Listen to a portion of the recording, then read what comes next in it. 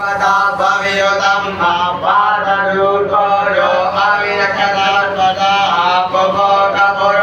विराजति उद्यं जातवेदनं एवं वहन्ति केतवादुर्देवाय दूनं पावकजरा भुरञ्जन्तं जना अनुपं वर्णपजति देव्यावदनु आगतगुङ्गसेन दुर्गतावदं समज्जाते तं प्रणतायं मेन यथा पूर्वदा विशते मदाज्येक्षता त्रिम्बरैकदगुं सर्वे धम्मा प्रतीचीनां प्रजनन्तो वदे ध्वनिमातर्जयन्तमनुया ध्रुवदते अयं मेन चोदयत्कृवा ज्योतिर्जरा प्रजटोऽभिमाने एमवाकुसङ्गमे सुचित्रमतिः प्रतिवीरन्ति